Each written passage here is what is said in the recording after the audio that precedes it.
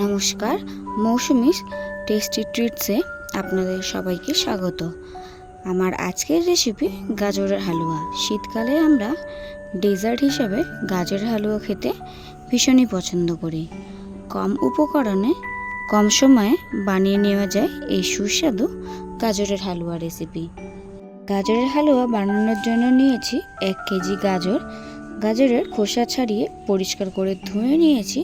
এবারে একটা গ্রেটারের সাহায্যে ভালো করে গ্রেট করে নেব।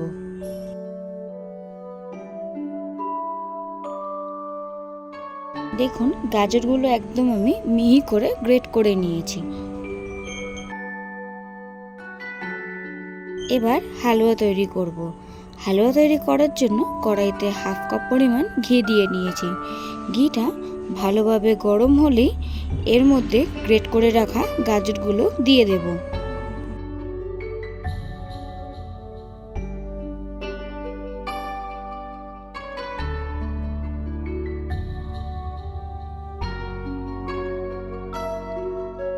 এই সময় গ্যাসের ফ্লেমটা হাই রেখে গাজরটাকে 10 মিনিট সময় নিয়ে ভালো করে ভেজে নেব। ঘি দিয়ে গাজরটাকে খুবই ভালো করে ভেজে নেব, না হলে গাজরের কাঁচা গন্ধটা থেকেই যাবে। একটু সময় নিয়ে গাজরটাকে ভালো করে ভেজে নিতে হবে। গাজরটা ভাজতে ভাজতেই পুরোপুরিভাবে সেদ্ধ হয়ে যাবে।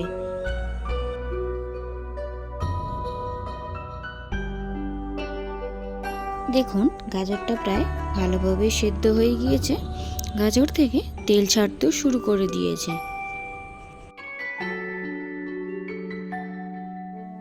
এবার গাজরের মধ্যে দিয়ে দেব চিনি। আমি এখানে 1 কেজি গাজরের 250 গ্রাম চিনি ব্যবহার করেছি। আপনারা আপনাদের স্বাদ অনুযায়ী পরিমাণ মতন চিনি ব্যবহার করতে পারেন। এবার ভালো করে গাজরের সাথে চিনিটা মিশিয়ে নেব। ধীরে ধীরে চিনিটা পুরো গাজরের সাথে মেল্ট হয়ে যাবে। চিনিটা ভালো মতন মিশিয়ে নেওয়ার পর এবার একটা ঢাকনা দিয়ে 5 মিনিটের জন্য ঢেকে রাখবো লো ফ্লেমে।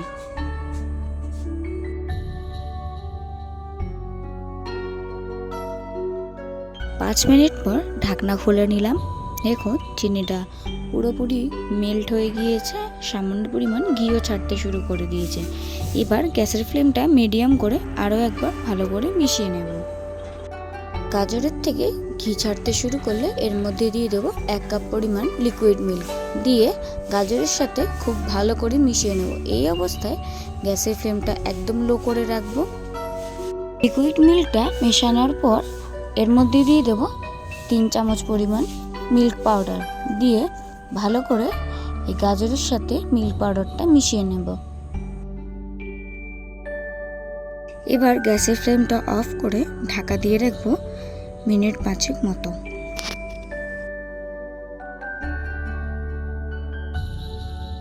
5 মিনিট পর ঢাকনা খুলে ওপর থেকে ছড়িয়ে দেব কিশমিশ ও কাজু বাদাম এবং সবশেষে নামানোর আগে ছড়িয়ে দেব এলাচ গুঁড়ো।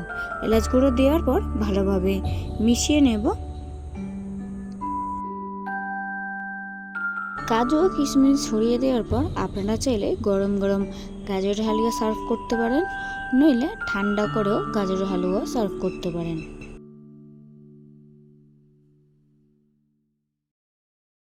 ভিডিওটি তাহলে আজকে এখানে শেষ করছি। আপনারা ভালো থাকবেন, সুস্থ থাকবেন, স্বাভাবিক থাকবেন। আমার রেসিপিটি আপনাদের কেমন লাগলো অবশ্যই সেটা কমেন্ট করে জানাবেন। আর আমার চ্যানেলে নতুন হলে চ্যানেলটি অবশ্যই সাবস্ক্রাইব করে দেবেন, যাতে নতুন নতুন রেসিপি আমি পোস্ট করলে সেটা আপনাদের কাছে খুব তাড়াতাড়ি পৌঁছে যায়।